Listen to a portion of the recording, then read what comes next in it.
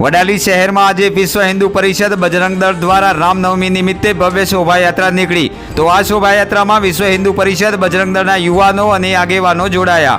તો સાથે સાથે વડાલી શહેર અને તાલુકાના હિન્દુ ધર્મપ્રેમી ભાઈઓ બહેનો મોટી સંખ્યામાં જોડાયા। ત્યારે સ્થાનિક ધારાસભ્ય જૂના પોલીસ સ્ટેશન આગળ દર્શન કરવા આવી પહોંચતો ભારે હોબાળો થયો, જેમાં ધારાસભ્ય સહિત ભાજપ લોકસભા ઉમેદવાર સહિત આગેવાનોની ઉપસ્થિતિમાં થયો હોબાળો।